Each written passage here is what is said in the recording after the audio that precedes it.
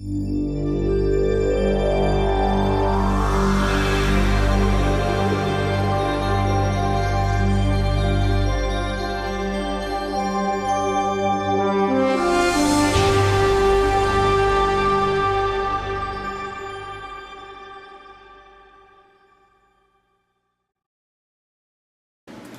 Mike, tell me a little bit about yourself. All right, well, first I'd like to welcome you to my website.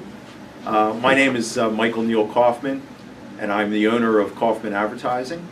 I grew up in Philadelphia, Pennsylvania, and I attended Temple University. People want to know about your background. You know, they want to know, where did you come from? What literally, you know, where you know, what's your background? I'm very interested in people. I love asking people where they're from, what their educational background is. I guess after all these years in business, people care less about where you went to school than what you've accomplished over the years. So basically, my agency started in 1983. I left a large agency in Center City, Philly. We had about 50 or 60 employees. When I left the agency, literally a couple months into it, I met somebody that wanted to sell their agency. He wanted to move to Florida, retire, and so I acquired his entire portfolio, which was basically real estate related.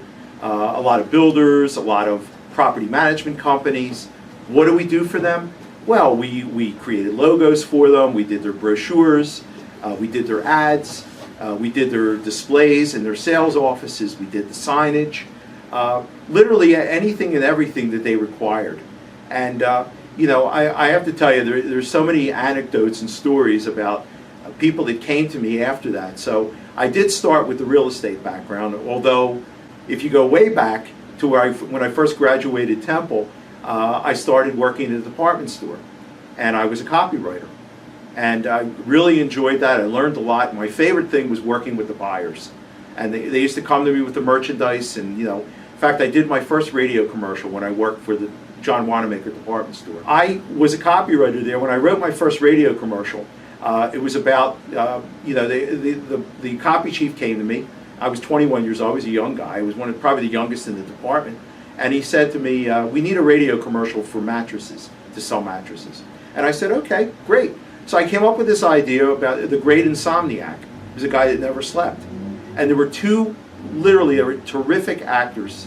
There was a guy and a woman, and they just pulled on. They took my script and really brought it to life, and it was great. And the result of that is they tell me they sold a lot of mattresses.